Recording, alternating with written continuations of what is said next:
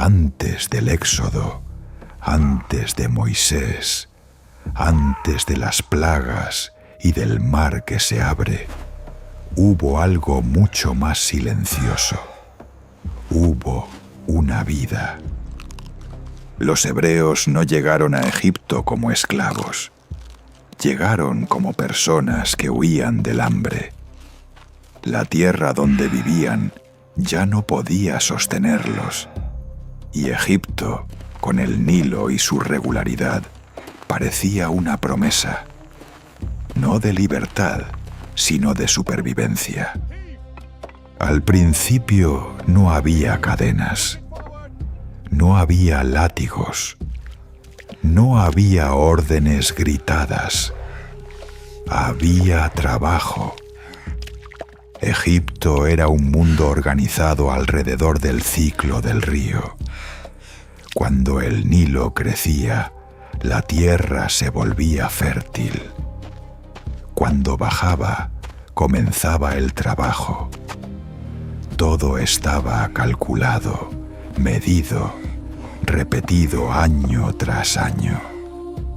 Para quienes llegaban de fuera, adaptarse no era una opción.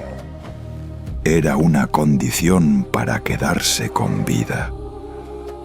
Los hebreos se establecieron en las zonas del delta, no en los palacios, no en los centros de poder, en los márgenes.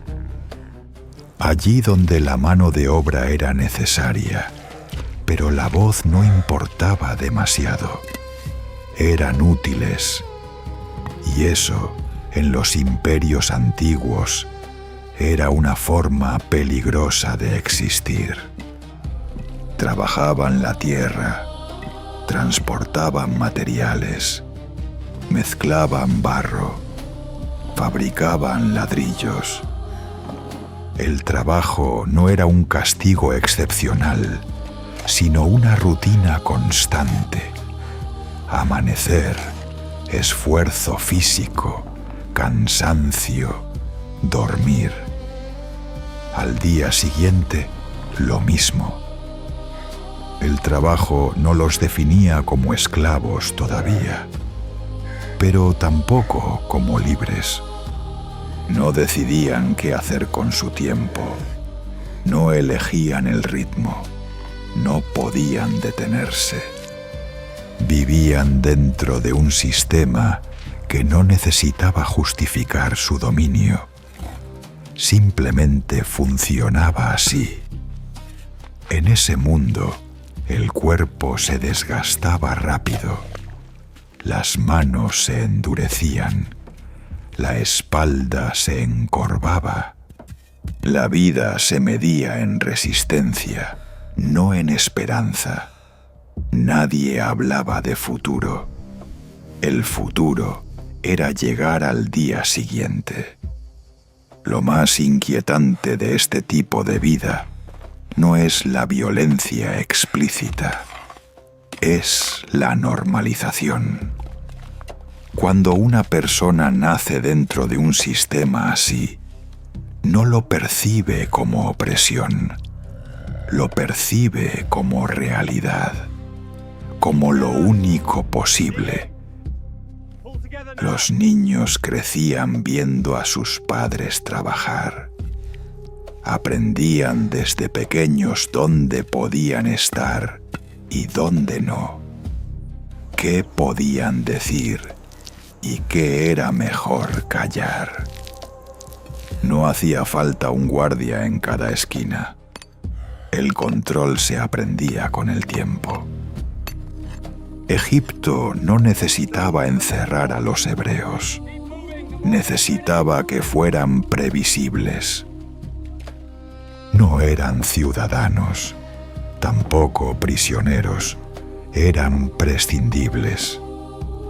Si uno enfermaba, otro ocupaba su lugar. Si uno moría, el sistema seguía funcionando. Esa es una de las formas más eficaces de dominación.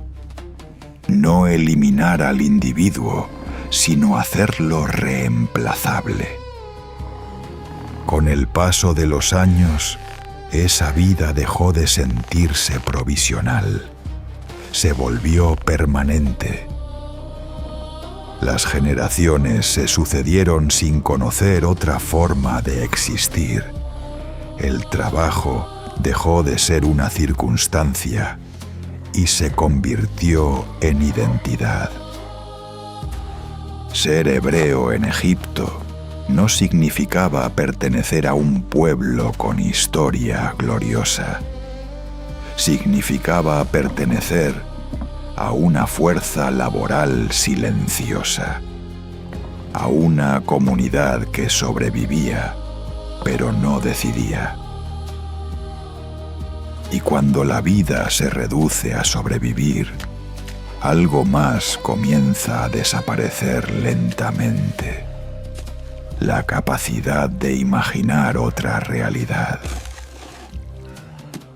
Aquí es donde muchas narraciones comienzan demasiado tarde. Comienzan con la opresión abierta, con el grito, con el conflicto. Pero la verdadera esclavitud ya estaba instalada mucho antes de eso. Estaba en la costumbre, en la repetición, en la aceptación. Antes de que alguien pensara en huir, tuvo que ocurrir algo mucho más difícil. Alguien tuvo que recordar que esa no siempre había sido la única forma de vivir. Pero eso todavía no había pasado. Por ahora, solo había trabajo, solo había cansancio, solo había días que se parecían demasiado unos a otros.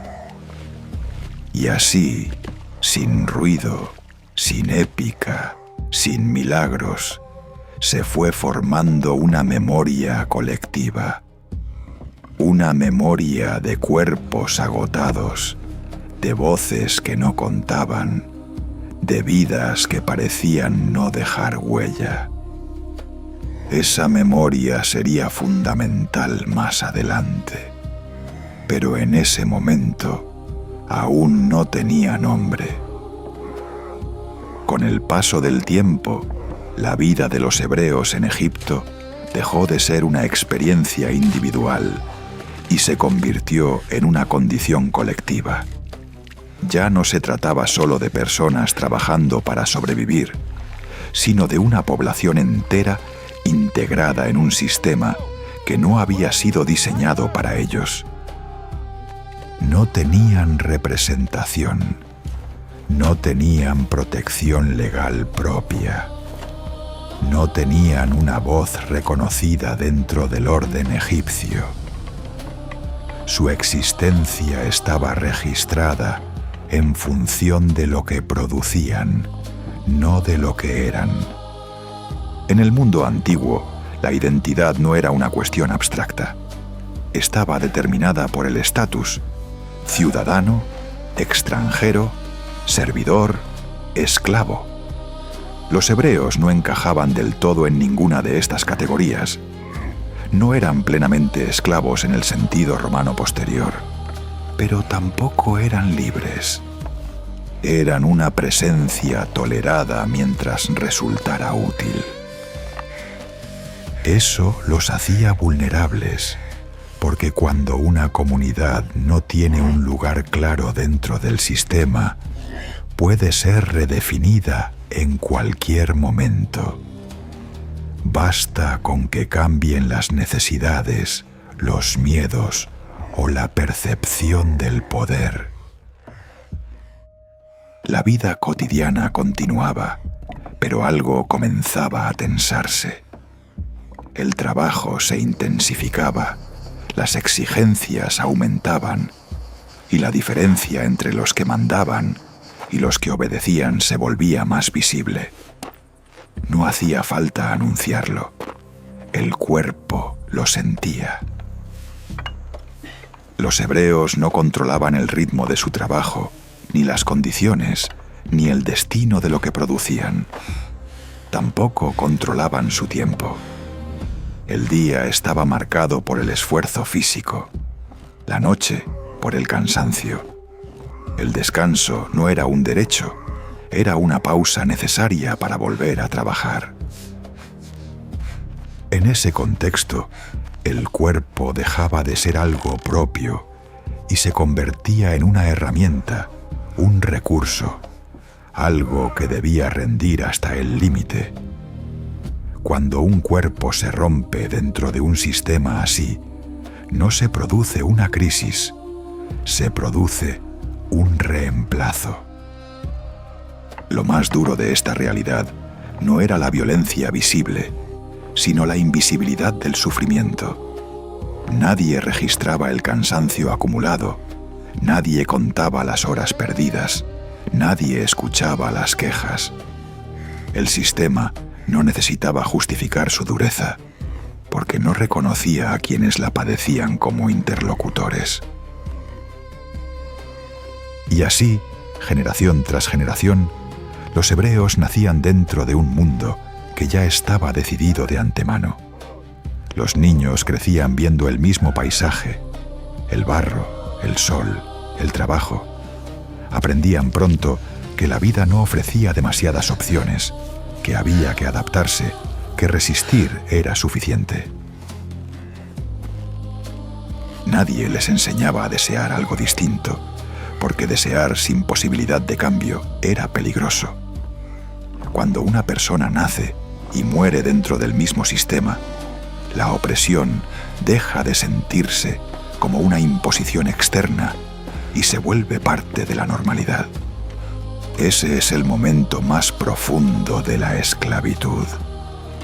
No cuando alguien es encadenado, sino cuando deja de imaginar otra forma de vida. Los hebreos en Egipto no vivían esperando una liberación. Vivían esperando que el día siguiente no fuera peor que el anterior. Esa expectativa mínima, casi invisible, mantenía al sistema estable. Sin embargo, incluso en las condiciones más cerradas, algo persiste. Una memoria débil, fragmentada, transmitida en voz baja. Historias de antepasados que no habían vivido así. Relatos de una tierra distinta, de una promesa antigua, imprecisa, casi olvidada. No era todavía un proyecto, no era una rebelión, era apenas un recuerdo. Pero los recuerdos tienen una fuerza particular. No exigen pruebas, no necesitan planes. Simplemente existen y a veces son suficientes para incomodar la normalidad. Antes de que hubiera un líder, antes de que hubiera una salida, antes de que alguien se atreviera a decir que otro futuro era posible, tuvo que formarse esta experiencia compartida, esta vida repetida, este cansancio acumulado durante generaciones. Solo cuando una comunidad ha vivido lo suficiente dentro de un límite, comienza a sentir que ese límite no es natural. Todavía no hay huida, todavía no hay ruptura, pero algo empieza a moverse muy lentamente en el fondo de la memoria colectiva, y eso es lo que prepara el terreno para todo lo que vendrá después. Durante mucho tiempo, la vida de los hebreos en Egipto no tuvo un relato, solo tuvo rutina. Los días se parecían demasiado entre sí como para ser contados. El trabajo absorbía las fuerzas. El cansancio ocupaba el lugar de las preguntas. No había espacio para imaginar una historia distinta, porque la realidad no ofrecía señales de cambio. Pero ninguna comunidad vive únicamente de presente. Incluso en los sistemas más cerrados, algo persiste por debajo de la superficie, no como protesta abierta, sino como memoria. En las noches, cuando el trabajo se detenía y el cuerpo ya no respondía, comenzaban a circular relatos fragmentados. No eran discursos políticos ni planes de huida. Eran historias contadas en voz baja, historias de antepasados que no habían nacido en Egipto, de un tiempo anterior a los ladrillos y al barro, de una vida que no estaba completamente definida por el trabajo. Esas historias no ofrecían soluciones, ofrecían contraste. Y el contraste es peligroso para cualquier sistema de dominación, porque introduce una idea simple pero poderosa. Esto no siempre fue así. Durante generaciones, esa memoria sobrevivió sin convertirse en acción, no porque fuera débil, sino porque la realidad era demasiado pesada. La vida enseñaba a no arriesgar, a no llamar la atención, a no desear en exceso. Desear podía ser una amenaza. Sin embargo, llega un punto en el que la repetición constante deja de adormecer y comienza a asfixiar. Cuando el cansancio acumulado supera la capacidad de adaptación, la memoria deja de ser solo recuerdo y empieza a transformarse en pregunta. ¿Por qué vivimos así? ¿Por qué otros mandan y nosotros obedecemos? ¿Por qué nuestros cuerpos trabajan para un sistema que no nos reconoce? Estas preguntas no aparecen de golpe, se filtran lentamente en la conciencia colectiva. No producen una rebelión inmediata, pero erosionan la aceptación. Antes del éxodo, no hubo una salida organizada. Hubo algo más frágil y más profundo. Hubo un deseo, el deseo de no seguir viviendo exactamente igual. El deseo de que la vida no fuera solo trabajo y cansancio. El deseo de que la memoria antigua significara algo más que una historia para dormir. Ese deseo no necesitaba todavía un líder, ni un nombre, ni una ruta. Solo necesitaba existir. Aquí es donde muchas narraciones cometen un error. Saltan directamente a la liberación, como si fuera una respuesta inmediata a la opresión. Pero la liberación nunca comienza con el movimiento. Comienza con el cambio interno de una comunidad que deja de aceptar su condición como natural. Los hebreos en Egipto no se levantaron un día siendo esclavos conscientes que exigían libertad. Se convirtieron lentamente en un pueblo que empezó a sentir que algo estaba mal, aunque todavía no supiera cómo nombrarlo.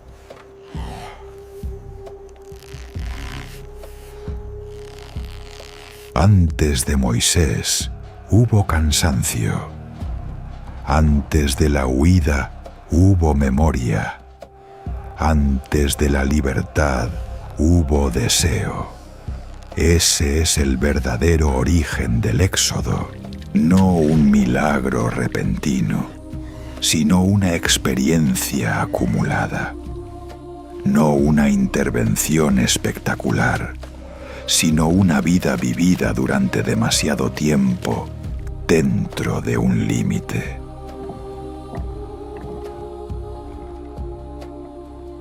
Cuando finalmente llegue la ruptura, cuando el relato hable de salida, de camino y de desierto, esa historia no comenzará en el momento de huir.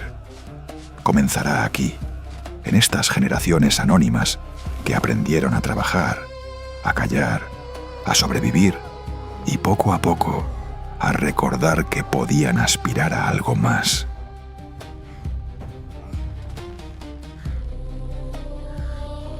Y tal vez por eso esta historia sigue siendo tan incómoda, porque nos recuerda que los sistemas más eficaces no son los que encadenan con violencia constante, sino los que logran que las personas se acostumbren a vivir sin alternativas.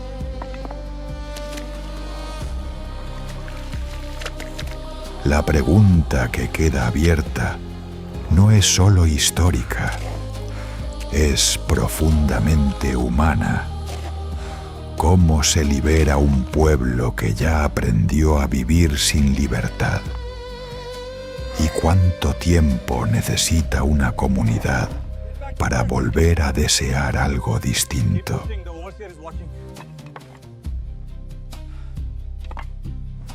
El Nilo sigue fluyendo, el trabajo continúa, la noche cae una vez más, pero algo ha cambiado. La vida ya no se siente completamente inevitable, y a veces eso es suficiente para que la historia empiece a moverse. Tal vez esta historia no habla solo del pasado. Tal vez habla de todos los lugares donde la vida se vuelve repetición, donde el trabajo ocupa todo el espacio y el deseo se vuelve peligroso. Las cadenas no siempre se ven. A veces son costumbre. A veces son miedo. A veces son sistemas tan antiguos que ya no recordamos cuándo empezaron. Antes del Éxodo no hubo un milagro. Hubo cansancio. Hubo memoria. Hubo personas que comenzaron a sentir que vivir así no podía ser lo único posible. Si esta historia te ha incomodado, no es un error. Las historias importantes no están hechas para tranquilizar. Si quieres seguir explorando cómo la vida cotidiana, las leyes invisibles y los sistemas de poder moldearon a las personas del mundo bíblico y cómo muchas de esas huellas siguen con nosotros hoy, este canal continúa ese viaje, no para dar respuestas rápidas, sino para aprender a hacer mejores preguntas.